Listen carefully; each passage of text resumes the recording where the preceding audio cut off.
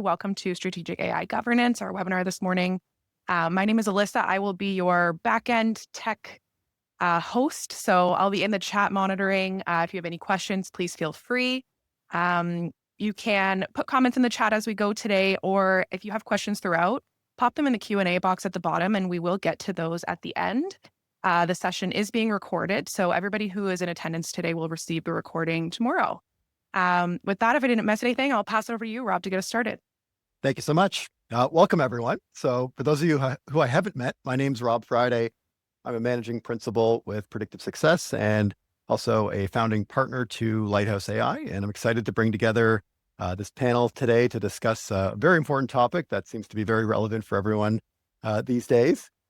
Before we jump in, I would like to do a quick poll just to get a lay of the land and see where everyone's at in terms of their current adoption of an AI governance model. So Alyssa, if you could launch that for us right now, just a quick yes, no.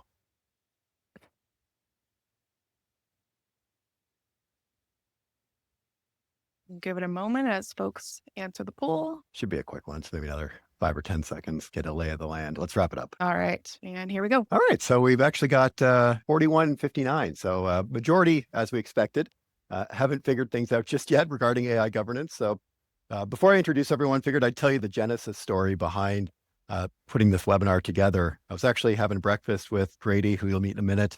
He was in town a few weeks ago, and Pauline was there as well. And we got to talking about some of the challenges that organizations are facing these days around AI, with how quickly it's moving, the risk for adoption and understanding bias and understanding regulations as they start to come into play. It's almost overwhelming, and a lot of people are feeling frozen. So we thought, well, wouldn't it be great to be able to share some of the stories that we're getting on the other side of the table to say, what questions should people be asking? So that's kind of what got us started down this pathway. And we pulled this together over the past few weeks. So excited to be able to share some wisdom with everyone. So our quick introductions, I'm going to start with the panel that'll be sharing today. I've got Mike Hall. He's the CEO and co-founder of Lighthouse AI. It's a smart technology that uses AI to parse resume data to help us score and understand candidate fit versus role criteria, almost on autopilot. It's a pretty exciting technology. We've got Grady Gardner. He's the CEO and founder of Distributed Labs. They're the team behind Brain Trust Air, which is a state-of-the-art technology that uses AI to conduct interviews 24/7, providing unbiased candidate evaluations. So pretty exciting piece of technology as well. I've got Adrian Heywood here. Adrian's the founder and CEO of his organization, Heywood Co. He's a strategic AI advisor to some of Canada's or some of North America's Fortune 500, providing insights that organizations need to understand this emerging technology related to AI. So excited to bring this group together. And I'm going to pass it over to Pauline to introduce herself and her team with David here as well. So over to you, Pauline. Hi, thank you, Rob. Pauline James, for those of you I haven't connected with, founder of Anchor HR. We support organizations during times of transition, transformation, with organizational effectiveness and efficiency. And I'm lucky enough to get to partner with David Creelman. And with his background, he's a thought leader on the intersection of HR and technology. He's written numerous books on the topic. He belongs to numerous global think tanks. So I've been lucky enough to partner with him in supporting organizations that want to move forward. They want to gain the benefits of AI, and they want to do so responsibly. And Rob highlighted the numerous concerns that can leave companies in a state of limbo where they want to move forward. They want to address the pressures that they're feeling to be more productive, both internally and through headlines that we're seeing regularly. And they're also wanting to make sure that they do so in a way that addresses the risks of bias, moving forward in a way that aligns with their organizational values, understanding how disruptive this technology looks like it's going to be to functions and to roles, and not always clear on the best path forward. And what we want to encourage is developing a framework that helps you be both proactive and also responsive. So with that, I'd like to ask David for his input and how we deal with those tensions. So I'll just start, and I'll share in a second a framework that Pauline and I have developed. But basically, when you've got something that's big and confusing, one of the best things to do is to break it up into its different parts so that suddenly it goes from being big and confusing to you think, actually, this is quite manageable. So it's actually a pretty simple framework here that's going to pop up on the screen. And we're saying you need to be good at these four things that are all rather different. The first one being governance. And you have to start with governance because, as Rob and Pauline have been saying, otherwise you get frozen. And I'm actually more concerned with a lack of governance impeding the implementation of AI as opposed to a lack of governance leading to, say, legal issues or privacy violations, whatever. But I mean, organizations have a lot of experience with various governance issues. So this is not something that is unmanageable, but you need to get that in place and get things going. So do that very quickly because otherwise everything else is sort of stuck. And then most of what's going on with AI today is actually individual tools. Now we're going to hear about some other more far-ranging tools in today's conversation. But right now, a lot of it is just people using the large language models to improve personal productivity. So in terms of governance, that's one area. And we're going to talk to individuals about, well, what you should and should not do when you're using things like ChatGPT for your own purposes. Now, then when you move to the organization department level, where you have, say, some tool you're going to use to screen resumes or to interview candidates or to make any kind of recommendations, that's a whole different thing. And so the governance committee says, okay, well, we've dealt with the individual. Let's make sure we understand, for example, how we're going to assess a tool that a vendor is suggesting is going to be helpful to us.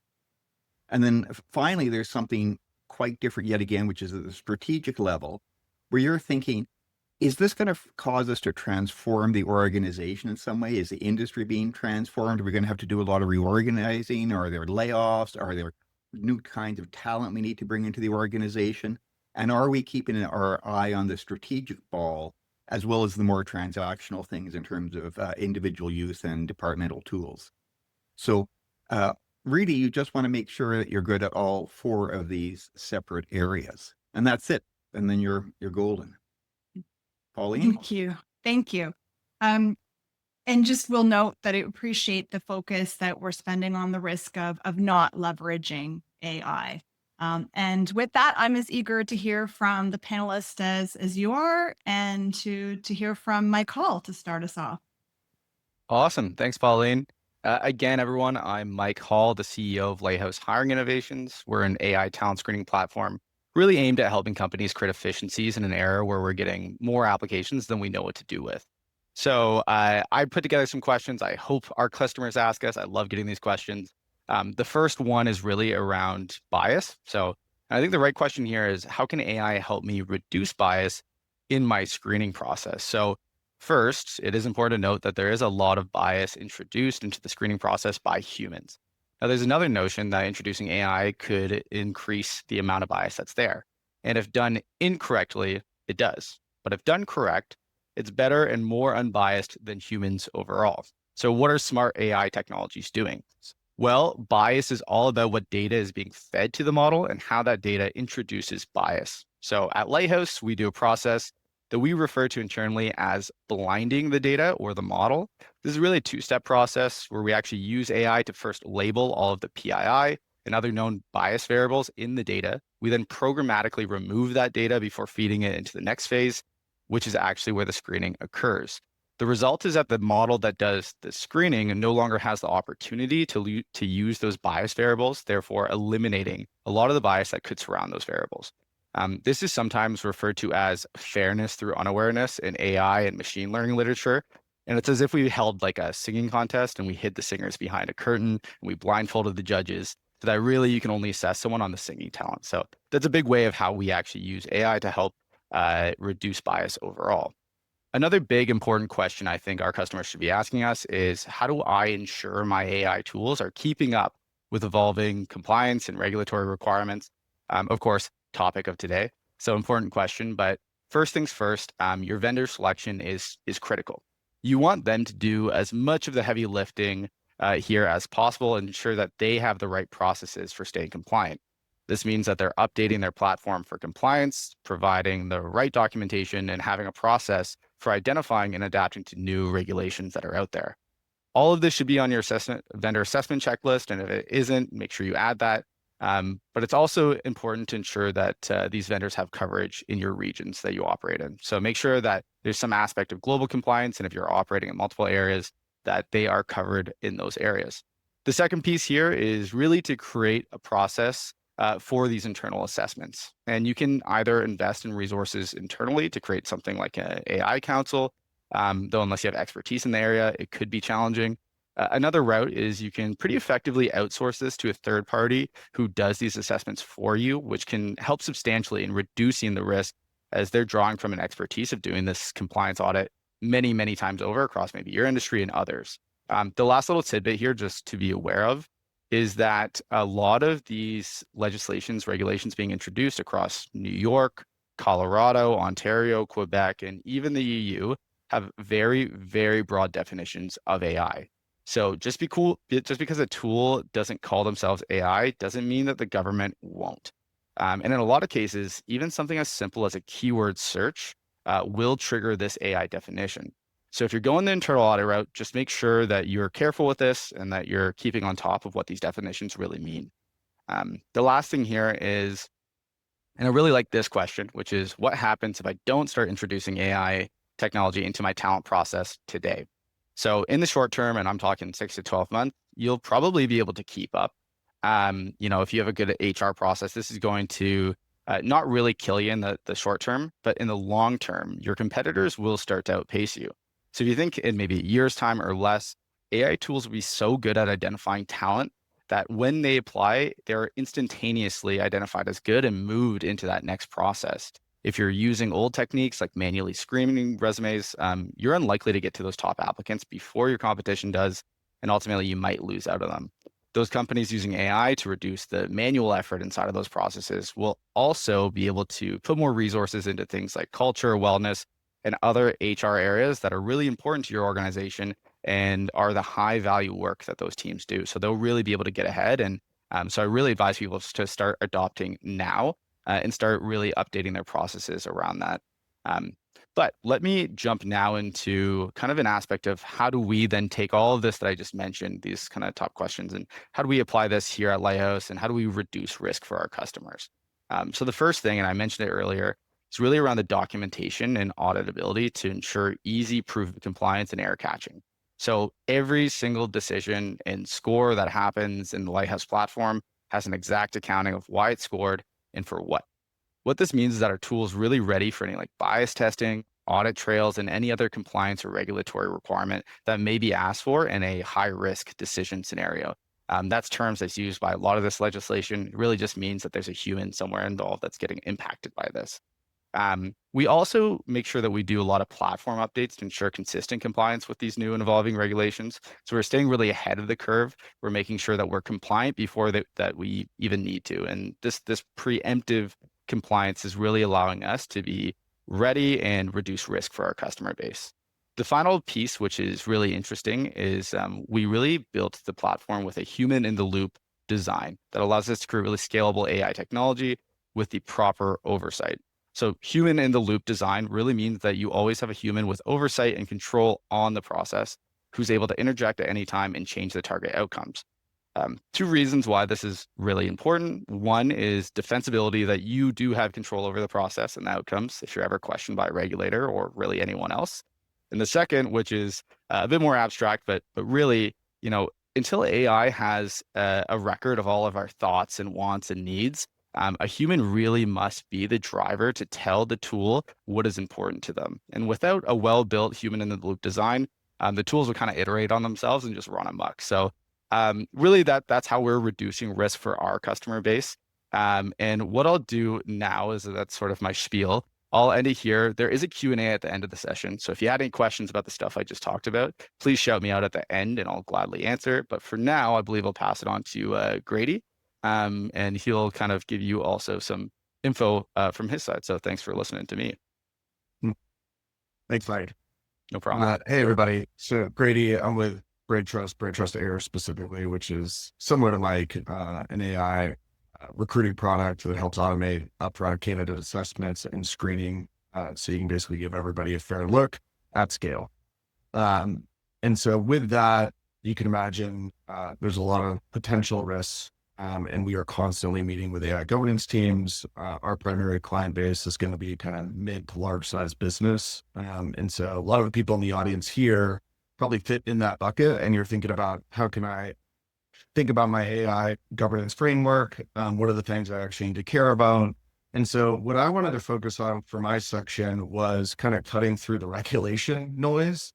I've met with probably every platform out there at this point that talks or starts to track AI regulation. And there's a lot of stuff going on right now. And most of it has not been finalized nor actually, in practice or mandatory, but it's hard to cut through it. So just so you guys know, there's, I think, 33, at least over 30 AI specific laws and regulations right now that are either in place or being proposed, which is a lot, and it's hard to keep track of, and they change kind of all the time by country, by state, et cetera. And so when you think about specifically like HR tech vendors, I wanted to focus on the ones that actually matter. So if you're sitting on like an AI governance board, or you're considering, if you're on the vendor side, you should pay attention, but definitely if you're on the client side, considering which tools you might want to bring in, these are the things you'll want to look out for when you're, or ask your vendors. To Mike's point, the good vendors are doing this for you. Like, they bring you what you need. So to check all the boxes, to be compliant. But if they don't do that, here's where you want to focus. So there's really kind of, I'd say, 3 or 4 particular regulations that if you hit with your vendor, you kind of cover everything globally. So you cover kind of all 30 with kind of looking at these 3 or 4. The first one in the States, to Mike's point, is going to be New York and Colorado. So there's no real federal regulation in the United States right now around AI governance and AI compliance. The 2 most stringent states are going to be New York and Colorado. So there's one called NYC 144, and then a Colorado AI Act as well.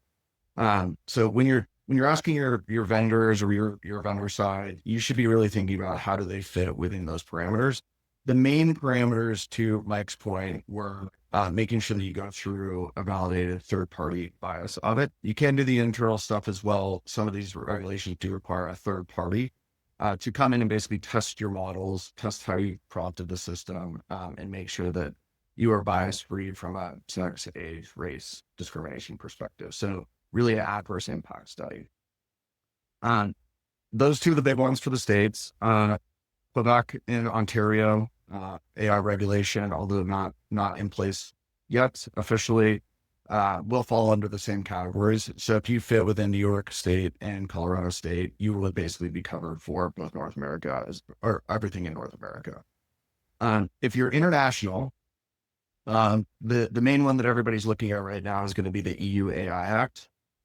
It's going to be the most stringent, basically anything internationally. So a lot of groups are looking at that as kind of a North Star right now. Doesn't officially go into effect till 2026. That said, any smart vendor right now is getting everything in place and or already compliant.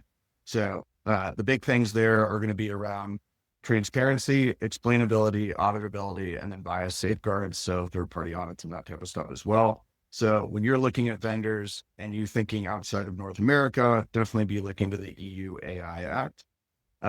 If you look at those plus the couple state regulations locally, you're going to have 95% of the stuff covered, if not more. The last one that is new up and comer I want to talk about briefly is just going to be ISO 42001.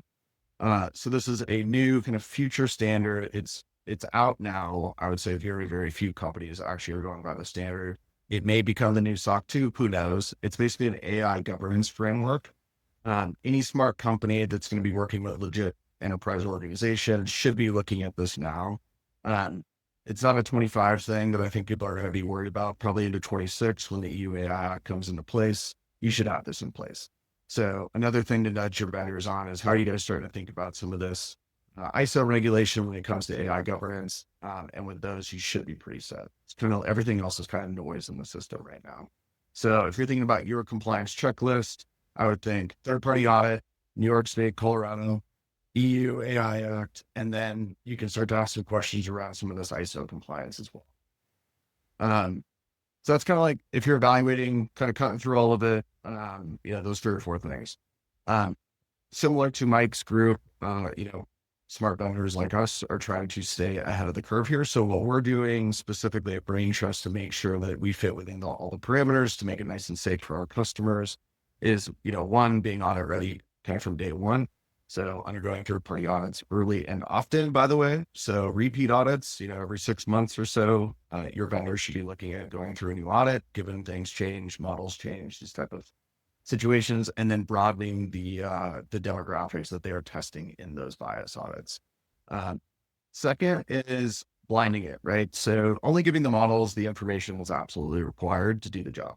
So for us, we do candidate screening. So it's a live, fully conversational video interview. In the scoring module for us, we blind pretty much everything. So it runs speech to text. The text is then fed through the model. There's no sensitive information on age, race, sex, anything like that. It doesn't have access to the video. It doesn't know what their voice, their tone, what they look like, what their backgrounds are. So you try and keep them as bulletproof as possible with the idea that we want to drive as much bias out of this as absolutely possible and just assess them on the skills and experience that matter most. And then kind of the last one for us is we're continuously trying to stay ahead of the curve here. So we're already looking at the ISO 42001, trying to get that in place over the next 3 months here, well in advance of what any company is going to need or require this, and then just staying as extremely up to date as possible on this stuff and providing it right to our clients the second they start to get in conversations with us. We don't want a governance team to have to go dig for answers or dig for what they should be asking for. We want to make it where we just give them everything that they need right out of the gate, cut a lot of the back and forth, and then make sure that they are very compliant and safe in working with a company like us. So, I guess my closing thoughts would be, when you're selecting your vendor, you're not just trying to avoid fines. It's about protecting your brand, your candidates, your reputation in the market as well. So make sure you're doing your homework, but it can be simplified. Don't get lost in the noise. Cool. I think that's everything on my end. Adrian, over to you. That appears to be my cue. Thanks for that, Grady. Well, thanks for having me. I've got 7 minutes to potentially ruin how you think about AI governance. I think I'm probably something of a black sheep, but no PowerPoint for me today, just pointy points. Is that a good thing or a bad thing? I don't know. You be the judge. I've gone as high tech, as bleeding edge, as a Post-it note stuck to my screen to keep me on track. So let's go. Here's the thing. We're all sitting in webinars talking about AI like it's a compliance checkbox. It's like something we need to cage, control, contain, and sure, we need guardrails. I understand that. But what if I shared my thoughts that your perfectly governed AI strategy is why you might be explaining to your board in 18 months' time why the startup just ate your lunch. And let me start with a confession. 6 months ago, I sat in the boardroom with an executive team, one of my clients, TELUS, and someone asked the question, how do we govern AI? And for me, I realized that felt like exactly the wrong question. It's like asking, how do you govern electricity? While your competitors are building power plants, you become fixated. So here are 3 questions that I think we should be asking. Firstly, how do we scale curiosity, not capability? Everyone's obsessed with scaling AI capabilities, more models, more compute, more tokens, more data. But here's the uncomfortable truth. Your biggest bottleneck, a client's biggest bottleneck isn't technology. It's the number of people in their organization who are genuinely curious about what's possible. We've got companies spending millions on AI platforms while their employees are still copying and pasting between spreadsheets. And that's not a governance problem. That's a curiosity crisis. And so at this client, at TELUS, we're seeking to flip this. And yes, yeah, we're not infrequently met with resistance. I know that'll come as a surprise, but instead of rolling out another AI training program, the kind where people attend, nod, go back to doing things exactly the same way, we're attempting something different. We say, show us your stupidest, most repetitive task, the one that makes you want to throw up, or at least throw your laptop out of the window. And guess what? Those stupid tasks, they now become automated. And suddenly, everyone wants to know, what else is possible. That is scaling curiosity. And the second question for me, arguably for us, is what's the cost of doing nothing? This has already been alluded to by several of the speakers. Everyone calculates ROI on AI investment, but nobody's calculating the cost of standing still. And that cost, it's exponential. So while you're perfecting your governance framework, your competitors are shipping. While you're debating ethical guidelines, which are important, please don't get me wrong, those are important, but somebody else is already 3 iterations deep into customer and consumer value. Here's what keeps me up at night. The cost of doing nothing isn't just falling behind, it's becoming, irrelevant. It's like watching your best talent leave for companies that really get it. It's explaining to shareholders why your responsible AI approach resulted in responsible irrelevance. But thirdly, then, are we building AI muscle or just renting it? This is one of my favorites because it makes vendors squirm. Apologies to any vendors in the room. Everyone's happy to sell you an AI service, AI as a service, subscribe here, API there. But what happens when the music stops? If your entire AI strategy depends on someone else's platform, you're not building capability, you're building dependency. You're renting intelligence when you should be growing it. Real AI muscle, from my point of view, means your people can think in algorithms, not as techies, as geeks, but it means that your teams can spot automation opportunities like breathing. It means when a vendor disappears tomorrow, you shrug and build it yourself. Which brings me to vendors. Oh, vendors. Let me tell you what I want from vendors, and no apologies that this might sting, although arguably that was one. Firstly, I want guardrails and guts. Stop showing me compliance certificates and show me where you've pushed boundaries responsibly. I don't want vendors who've never been told no by legal. I want ones who've turned that no into a better yes. And secondly, I want brains, not bots. Forgive the alliteration. I'm tired of vendors selling me chatbots and calling it transformation. I want partners who understand that AI isn't about replacing thought. It's about amplifying it. If your pitch deck has more pictures of robots than human outcomes, then we're done here. And thirdly, embed, don't integrate. Integration is what you do with software. Embedding is what you do with transformation. I want vendors who'll get dirty in our business, who'll learn our secret handshakes, who'll become so essential that firing them would be like firing ourselves. And here for me is the truth bomb.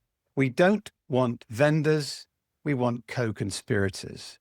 We want partners who'll stay up at night wondering not how do we sell them more, but how do we make them dangerous to their competitors? So here's my challenge to everyone on this call. Stop asking, how do we govern AI? And start to ask, how do we govern through AI? Stop building moats and start building bridges.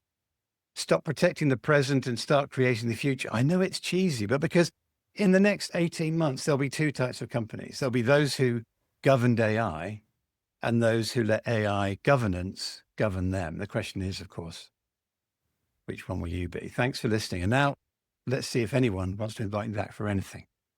So forgive me, I don't know who I'm handing back to. Is it Pauline? There you go. It's me, Adrian. Thank you so much. I so enjoyed the practicality of all the speakers and the insights. And Adrian, I think you've underlined what I also see as a key opportunity for HR to go beyond measuring sentiment, just the importance of measuring friction points for employees where there's bottlenecks in the organizations, and we're well equipped with the skills to support the organization and listening really deeply and identifying those, and also allowing us to really partner up with the business more effectively. So we're running alongside them, because this tech, as you know, it is enabling technology. It does impact individual roles. We need less than tech capability, it's individual capability. And I like how you described it more as curiosity as well, because there does need to be this openness to testing, to iterating, to leveraging it. Thank you for that.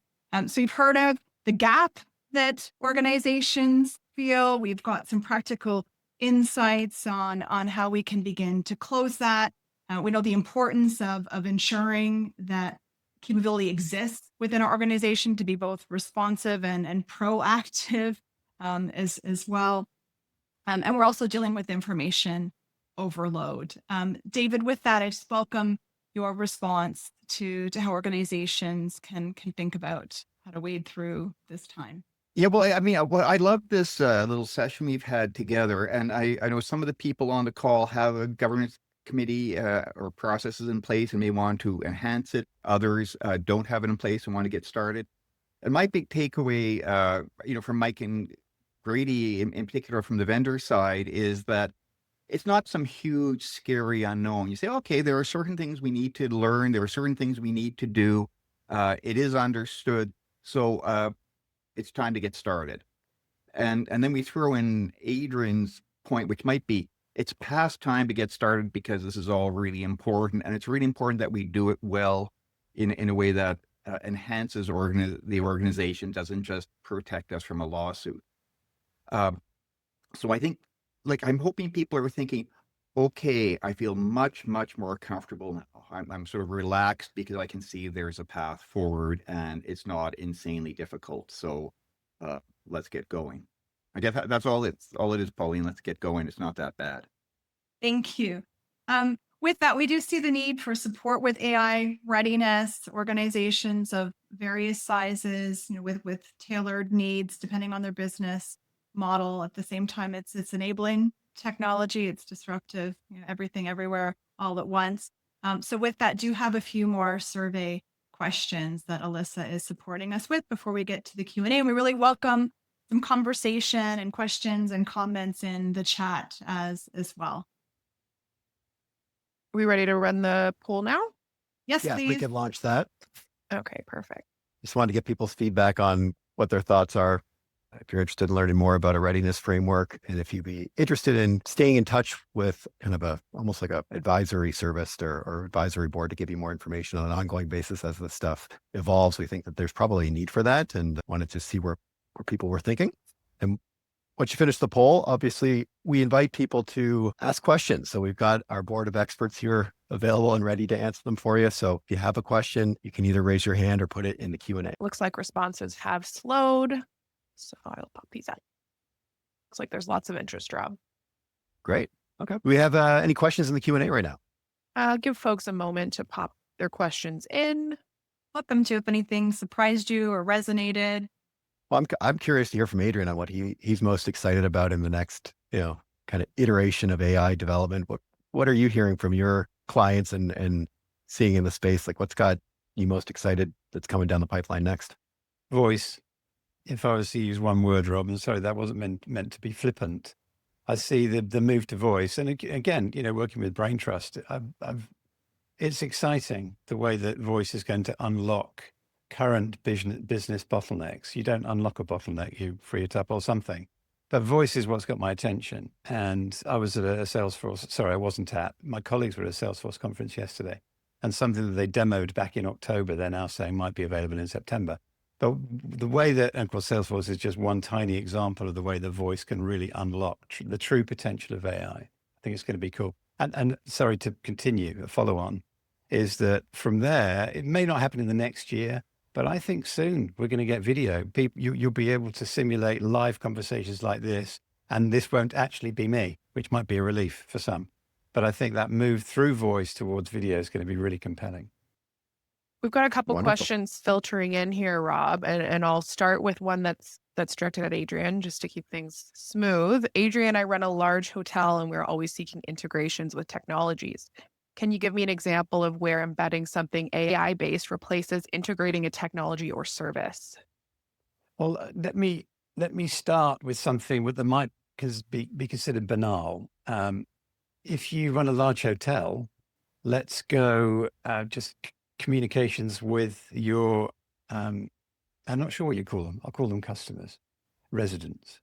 And I appreciate that you don't want to irritate people with cadence, but there is obviously a possibility of connecting with them before they arrive and say, really looking forward to seeing you. Any special requests, any dietary things we should know of? Would you like to book a table for dinner? We might be able to squeeze you in for an early check-in. Would that be useful? And maybe a late checkout. I don't know. But you can absolutely use AI right now to do that stuff using voice and outbound calling.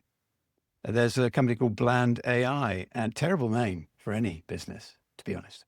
And 9 cents a minute, they'll create an outbound calling program for you, and you'll be able to do exactly that. So you would be able to connect with customers post, and of course, once they've stayed.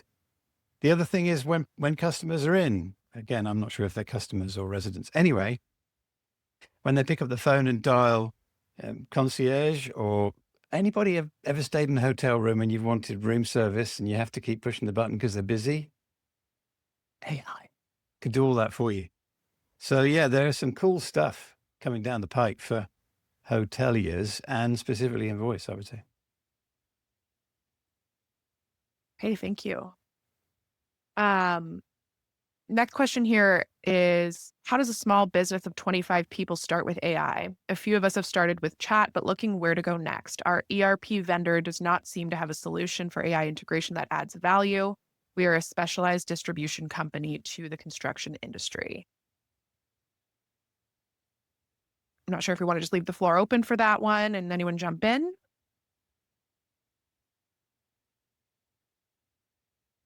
Well, my basic advice is that actually you're starting in the right place with getting people to use ChatGPT or one of the other foundation models. And what you really want to do is you want to encourage them. And this is getting back to Adrian's point about curiosity.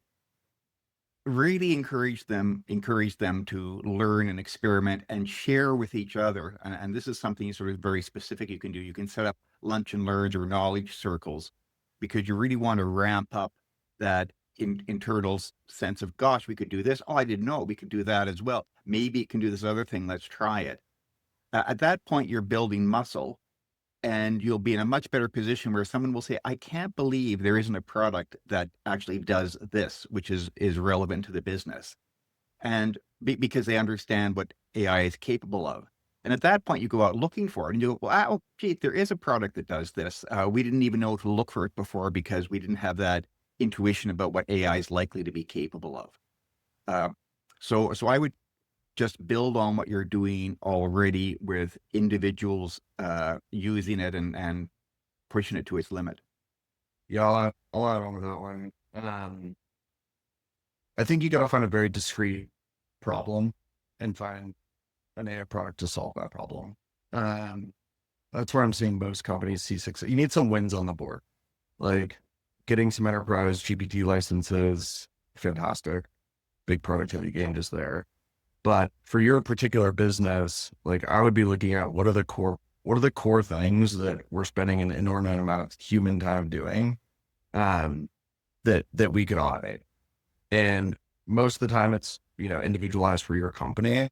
But there are a lot of very, I think, solid point solutions right now. I actually think point solutions are winning at the moment versus kind of these big enterprise solutions that say they kind of do everything. But you got to find the one that's like specific to your needs. So like the way that I've seen it with a lot of companies is like trying to identify what are the 2 or 3 or 4 big things that could potentially have some automation, and then going and finding a very specific vendor for that and getting a win on the board. And then that kind of opens up the discussion for what could happen across a broader set of business problems. Okay. Thanks, David. Thanks, Grady. I'll add one quick anecdote. So I have a few clients that are in Silicon Valley, and we chat all the time. And one of the things that they talk about is people respect what you inspect. So, looking at how frequently people are actually using their chat GPT, what does their chat history look like? Are people encouraged to do that to solve problems? It's not seen as a negative. It's actually a positive. We want people using these systems to help them solve problems. And that's the kind of stuff that if you're sharing those learnings, those ideas on an ongoing basis, it's going to help you get going. Yeah. The other thing is just getting people really accustomed to it. About a year and a half ago, just as a quick story, we mandated everybody at our company in every role.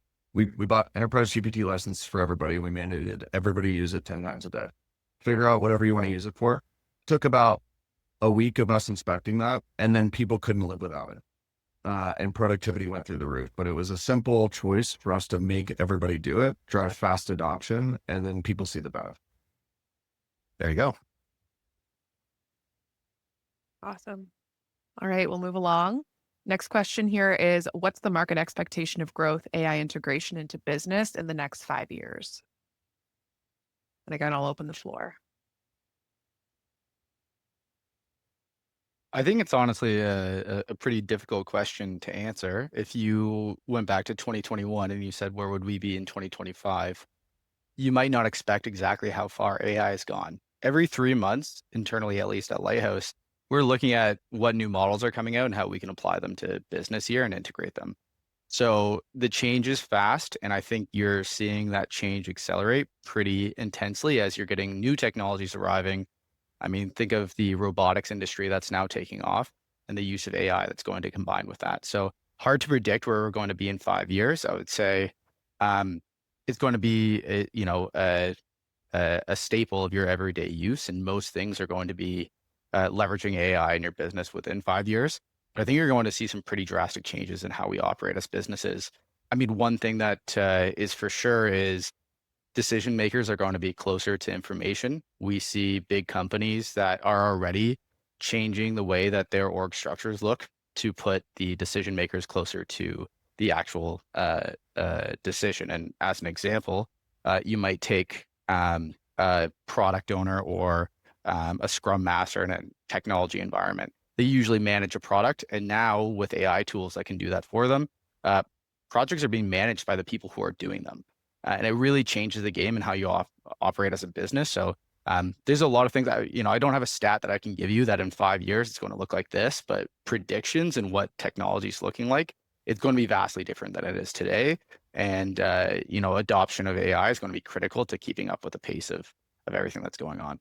Yeah, and let me just build on that. I think Mike had the main point is that it's hard to know what's going to happen, but it could be big. And if we just think specifically of the humanoid robots, it may be in 5 years that these robots are cheap enough and capable enough that they have a wide impact on every sort of manual job in your organization. But the technology isn't there today, and there may be hiccups on the way. So maybe in 5 years, it's still kind of a niche application where we're still kind of experimenting with them. So what do? What you do is you make sure that you're continually building your capability to assess these things so that you'll succeed in either scenario. So you're not betting the farm on the fact that we'll have these very effective humanoid robots, but you're also not betting the farm on the fact that they won't be highly effective in 5 years. So you have to be able to manage both scenarios. Built on that, additionally, that when you think about the implication of the model that Mike's speaking to is what follows from the expectations of leaders and how that will need to evolve and be much more flexible as well. So for us to make sure we're following that track too.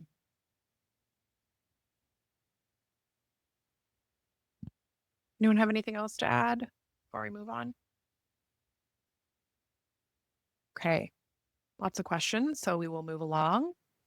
The next one here is, what do you recommend to help employees with to spot those fakes that are getting ever better?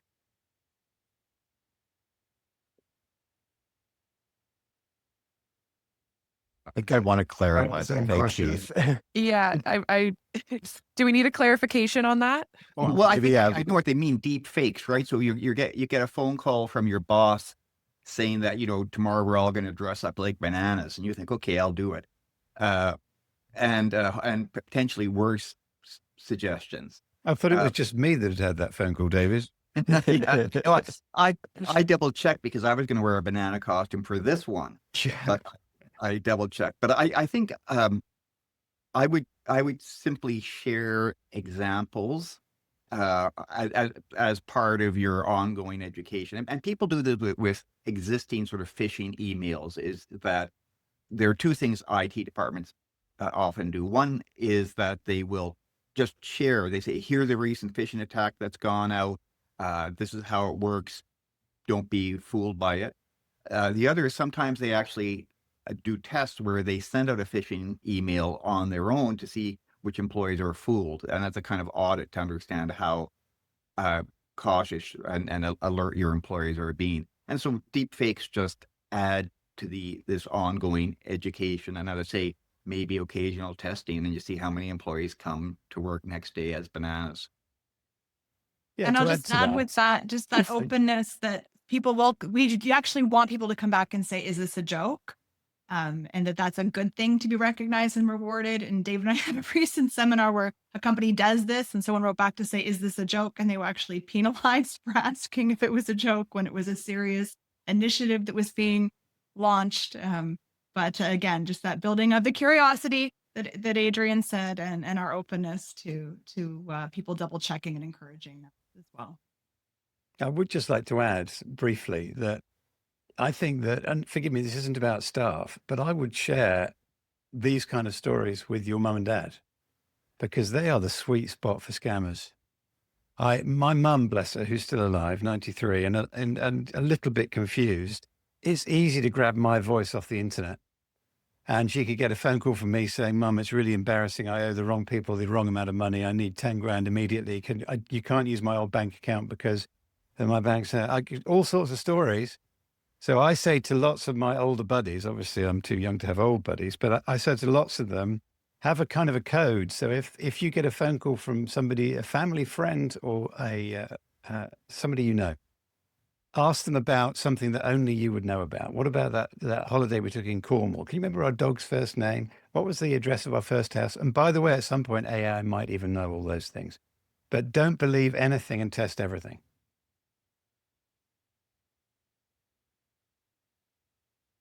Okay, thank you. Next question here is, do you have an example of a groundswell where people really looked at tasks that need doing that can be AI automated and push leadership to actually buy into it? How do they do this? Yeah, I want to go there. Forgive me. Recruitment. Working with these guys, it's a very exciting prospect for us with the number of resumes, translating, that my client gets to be able to have something that's going to automate that process. But it's not just automation. It's absolutely brilliant. And it's a tremendously powerful filter. So in terms of a specific task, I can certainly nail my flag to the mast around recruitment. Yeah, for example, we did, we've done this now a few times internally. So we run on the goal that smaller is better as far as team size around here. And so we are constantly looking to automate things. So practical ways that we've done that is one, if you go ask any executive or like team lead, they could probably tell you tasks that people should not be doing. So I usually start there, like whatever the low hanging fruit is. For us, we've got a marketplace product that does a lot of like talent billing. And we were like manually updating invoices constantly, like taking data quite literally from one system, putting it into another, and having people do that. Lots of like large staff and person like that do that at scale. And so we started to look at automation tools specifically to solve that particular problem and able to take out, 50% of the people costs by just automating that and like getting people doing stuff that people should be doing.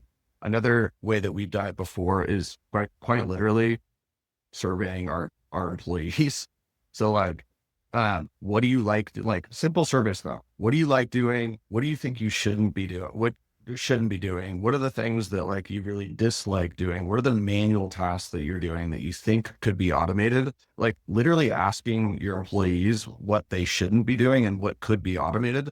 They usually have some very good ideas. Like our sales development team, we were automating probably 50% of the stuff that they were doing, which was all the admin work, with the idea that we could get them on the phones with clients much more because they didn't have to do a lot of it.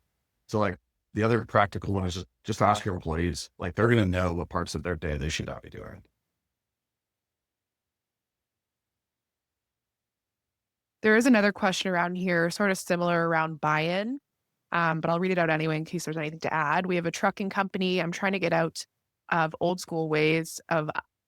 trying to get our old school ways updated for onboarding and writing SOPs. Everyone seems reluctant to start using some of the tools that are available through AI. How can I change their mindset? So anything to add on this buy-in idea? I would just say it's so much fun to use these tools for various things that you might just have people have a training session, which is basically just about let's have fun with these tools and let's write a sonnet, let's make some funny images, let's learn about the what would happen if you moved somebody from 18th century England to 20th century Malaysia, what kind of things would happen, and you begin to discover the fun and the power of these tools, and they may translate that 1 hour lunch and learn, have fun into a greater enthusiasm for using these tools. And I actually get annoyed because people discover these tools and then they start sending me pages and pages of emails every day because they did something cool with their AI. But isn't it great that people have gone and developed that degree of enthusiasm because they find how good these tools are for so many things? Who was it that asked the tracking question? It came in anonymously. Okay. So anonymously, it's a great question. And I'll keep this answer to again within 60 seconds. I think that your industry is about to go through something of a revolution, and it's going to be a brilliant business. But I think that you've got to embrace autonomous driving as soon as you possibly can. I know it's not a thing yet, but it's nearly a thing.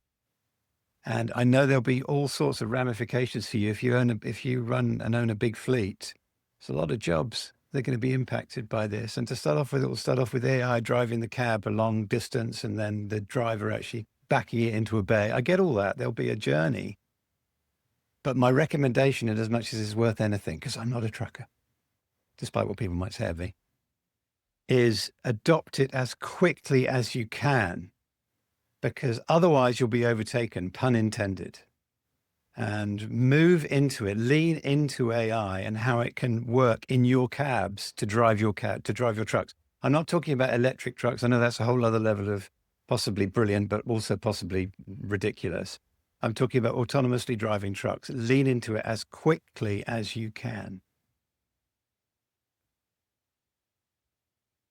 Thanks, Adrian. The next question here is on how nonprofits are using AI. What are the most common practices? I don't know if anyone has any thoughts on that.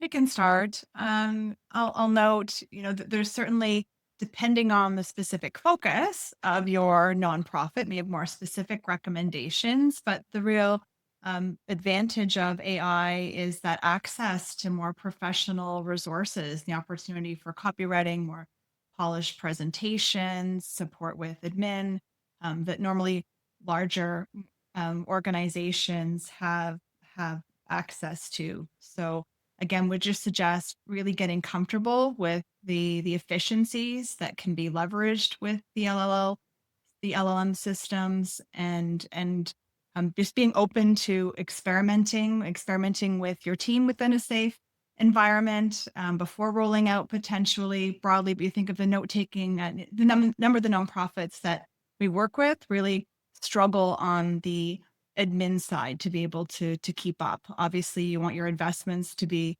in support of the community that you are endeavoring to make a difference for and with, and there's just significant advantages to what can be supported back and happy to have further discussions as helpful.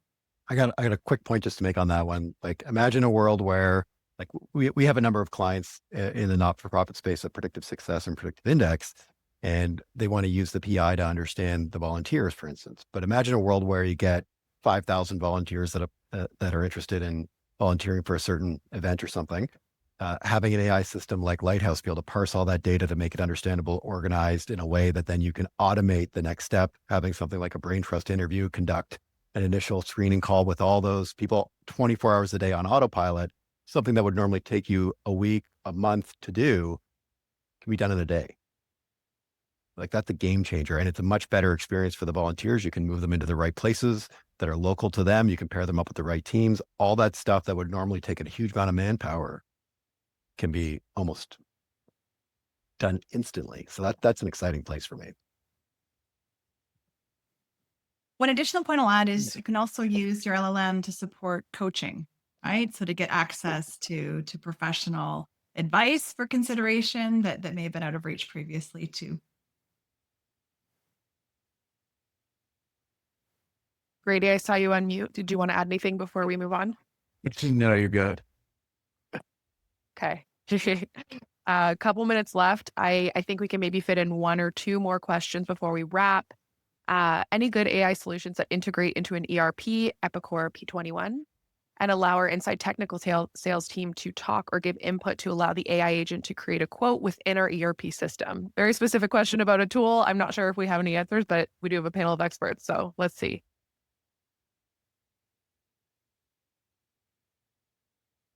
Maybe Okay. no is the answer. Well, I mean, so, and sounding a little bit like I'm stuck in a rut. Check out bland.ai. You can create a flow as techie as you like.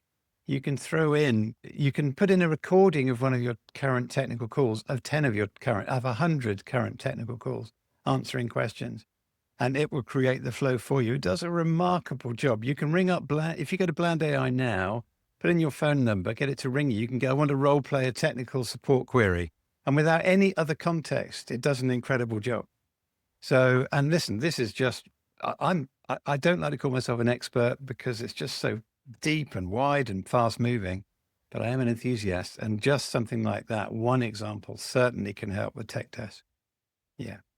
And yeah, I don't have the answer to this, but what I would say is, these companies that are emerging are actively creating integration so that they can help on these sort of old legacy tools that exist. I wouldn't be surprised if there's a lot of tools that already exist with that integration today. I think about our own scenario. Lighthouse integrates with over 27 different ATSs and HRISs.